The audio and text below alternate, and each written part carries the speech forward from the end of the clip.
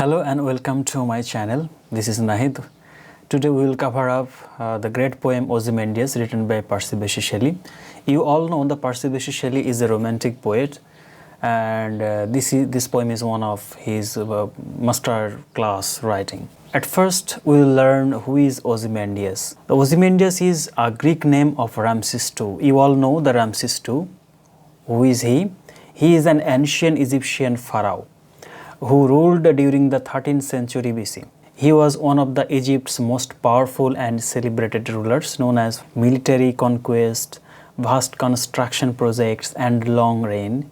About 60 years. He had ruled over 60 years. Ramses II built numerous temples, monuments, and statues to showcase his power of greatness. Okay, so we all know that Ramses II is basically fought with the Moses, and Islam it is called the Musa alayhi salam. Now Pharaoh's dead body is situated at Egypt. Every day millions of people go there and watch the ultimate result, what happened to Ramses II. Next we are going to learn line by line from Ozymandias. The first line of Ozymandias is, I met a traveler from an antique land. The speaker of the poem, or Percy Bysshe Shelley, is telling that he had met a traveler from an antique land. Antique land means the very old land that is very far away from his places. Next line he said that, who said, two vast and trunkless lakes of stone stand in the desert, near them on the sand. He told that the traveler described a broken statue with two big lakes. He saw that there is a desert here and two lakes are there, that the lakes are standing on the sand. Okay, but the middle part of the body is missing. The middle part of the statue is missing basically. Trunkless legs means the statue which has no upper portion, he has only the lower portion. The legs are standing in the desert surrounded by sand. The statue is standing on the desert, on the sand. There is no trees or houses are there. Now we are going to the third level. Half sunk, a shattered visage lies, whose frown and wrinkle rip and sinner of cold command. Here the poet wants to mean that a broken face of a statue is partly buried on the sand, which the face has a frown. Okay, frown means just like that. So the face shows arrogance and the ruler's attitude of giving orders without care for others. The line of sinner of cold command means that he doesn't care to anyone. He always loves to rule out. And as the statue, the broken face is on the sand for 1,000 or 100 years, his face is become devastating.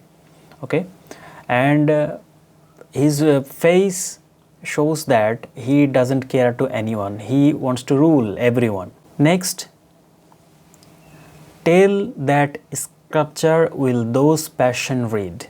The man who made the statue of Ozymandias, he know that how arrogant Ozymandias was. He knows his attitude actually. Next, which yet survive, stamped on these lifeless things.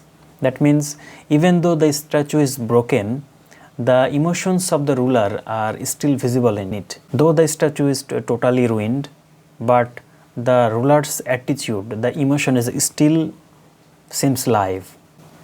Next, the hand that mocked them and the heart that feed.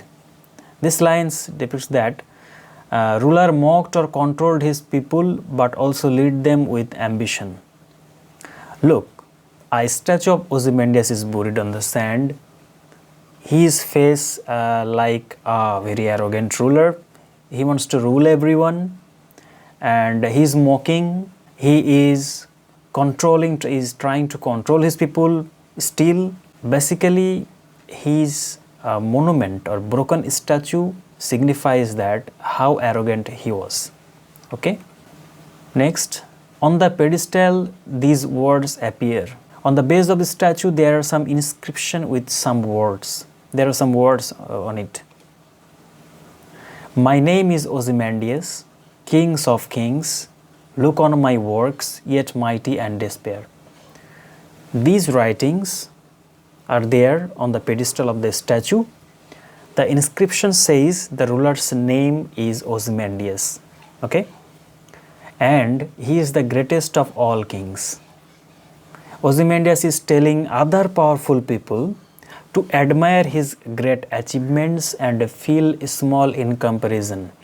That Ozymandias, suppose I am Ozymandias, I am telling you that obey me or I will kill you. Obey me or I will kill you. That he doesn't care anyone. His statue are there. He is no more in the world, but his statue signifies that I don't care anyone. You have to obey me. Okay. So this is the basic message of it. Okay. Next one. Nothing besides remains, round and decay. This line means that ironically there is nothing left of his achievements because he is no more in this world. So he doesn't have the opportunity to achieve something or conquer some new lands or countries. Only the ruins of the statue remain. Round the decay means only the ruins of the statue remain. But his reign is no more, his kingdom is no more, his countrymen are no more, but his ruined statue are there. Next, of the colossal wreck, boundless and bare, the lone and level sand stretches far away. This line means that the giant statue is now a wreck. It has turned into a devastating things. It is a meaningless things. Okay, it is broken apart from each other, surrounding by empty and endless desert. The boundless and bare means there are some long, huge desert beside the statue. There is no houses are there. There is no trees are there. The flat, empty desert stretches endlessly. Okay. The desert is flat, desert is endless, showing how time and nature have erased Ozymandias' legacy. That shows that the time has defeated Ozymandias from the history of the world. He is not a part of the history. He was a very rude ruler, he was a very arrogant ruler, but for the time being, he has been departed from the worldly things. Okay. So this is our poem. So what do you learn from this poem? I think you have to know that. So now we are going to discuss some themes of this poem. The first theme of this poem is that even the greatest powers and rulers will eventually fade away with time. When time passes, the people's doing of this world is not remembered by anyone. If I die, then my deeds will be erased from the history of the time. The second theme is that pride is useless in the end. That we cannot live with our pride. We have to give up our pride. We have to obey the rules of nature. We have to be very polite. We have to look after our countrymen. We have to do the best job. Okay? So if a person is very rude, that nobody will remember at the end.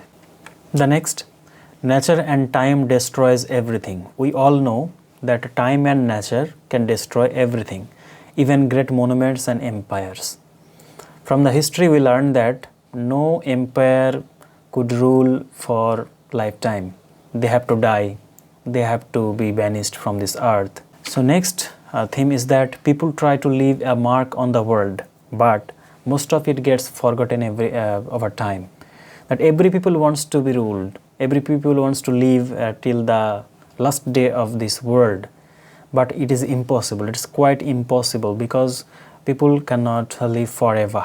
You have to surrender against the mighty time, the mighty nature, the mighty rules.